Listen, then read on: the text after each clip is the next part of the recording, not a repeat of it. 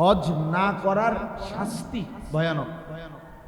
এই যে ইহুদির মৃত্যু, খ্রিস্টানের মৃত্যু, বেঈমানের মরণ, তাহলে আপনি তো জীবনভর মনে করছেন রোজা নামাজ পড়ে আপনি অনেক কিছু করছেন, কিন্তু আপনার উপরে হজ ফরজ ছিল, কিন্তু ওই যে টাকার লোভে শরীরে নামাজ পড়ছেন ঠিক আছে, কিন্তু টাকার বিষয় আসছে আর আপনি বোঝেন না, আপনি এই সময় জিমান হুজুর এখানে আমরা কে এত কিছু বুঝিনি 100 বার বুঝিও নি, ইচ্ছা করে মাথে না, বুঝেন নাই কথা।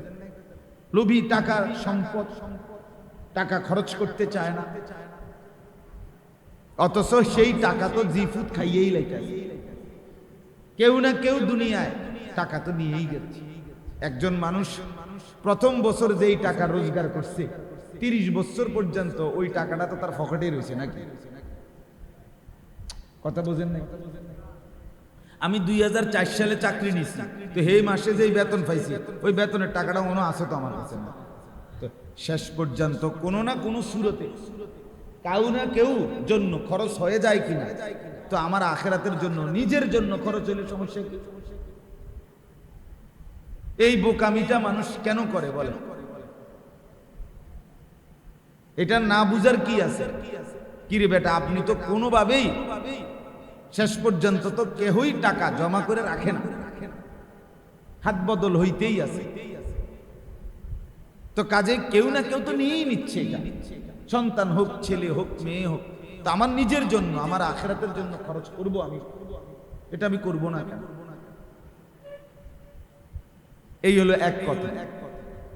2 নম্বর কথা হলো কুরবানি। কোরবানির ঈদ, কোরবানি হলো 3 দিন,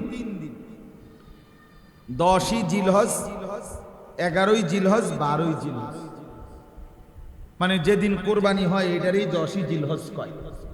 তারপরের 2 দিন, এই 3 দিন, প্রথম দিন সুবহে সাদিক ফজর থেকে তৃতীয় দিন সন্ধ্যা পর্যন্ত, এই 3 দিনের ভিতরে কেউ যদি তার এই মৌলিক খরচের অতিরিক্ত, এই যে মৌলিক খরচ বলতে বললাম, বউ বাচ্চা যে কয়জনের সংসার আপনার, যার জি ফুট লইয়া সংসার যে কয়জনের, আপনি ওই সবারই দলীয় হইতো না।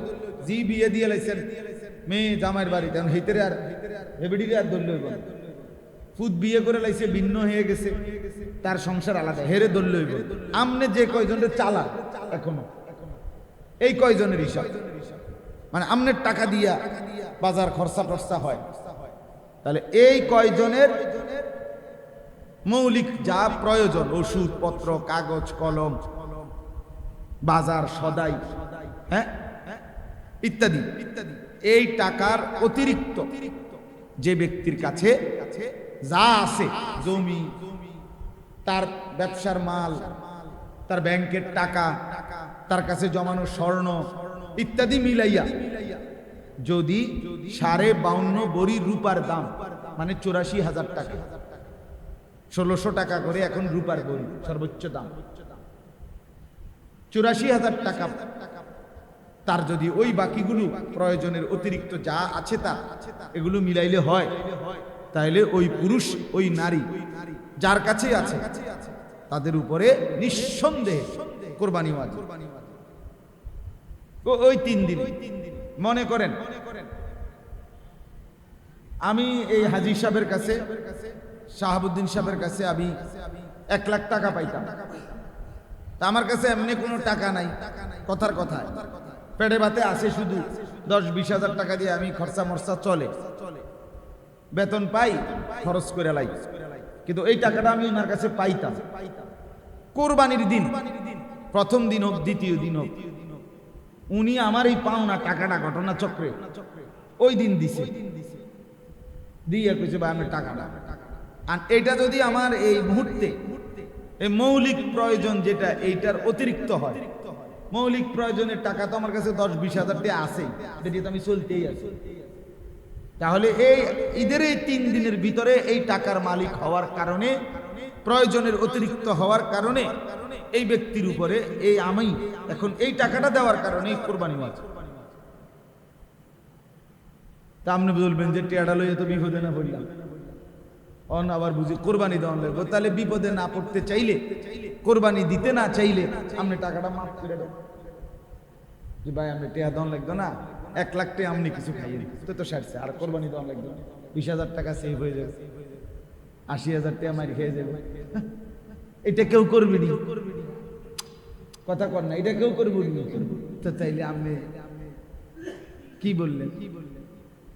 তাইলে এরকম কোরবানি, হজ এটা ফরজ এবং ওয়াজিব, এটা আপনি বোঝেন না বললে ফিডার থেকে মাফ পাবেন না। আপনি বোঝেন নাই কেন? আপনি বাংলা কথা বোঝেন না আপনি? আচ্ছা আমি যে এখন বলছি আমার কথাটা বুঝছেননি আপনার, তো এতে আপনি বোঝেন না কি? আপনি মাদ্রাসায় পড়েন নাই আর কি, কিন্তু এখন আমার এই বাংলা কথাটা বোঝেন নাই, তো এটা বুঝে নিবেন। এটার জন্য একবার দাওরা পাস করতেই হবে, টাইটেল পাস করুন লাগবে, মাস্টার্স পাস করতে হবে, এটা তো জরুরি না। শরীয়তের মাসআলা আপনার দায়িত্ব বুঝে নাও যে হুজুর আমার বসত আছে এদ্দুর, ব্যাংকে টাকা পয়সা আমার আছে এত, আমার জমি আছে এদ্দুর, এই যা আছে আমার, আপনি আমারে হিসাব করে দেন, আমার উপরে কোরবানি ওয়াজিব কিনা। এটা উচিত না? একজন মানুষের উচিত কিনা একজন আলেম থেকে জিজ্ঞেস করে না? আমরা এটাকে মনে করছে খামখেয়ালি, এই মনে করলে কোরবানি করে, মনে করলে করে না, যার মনে করে তার করে।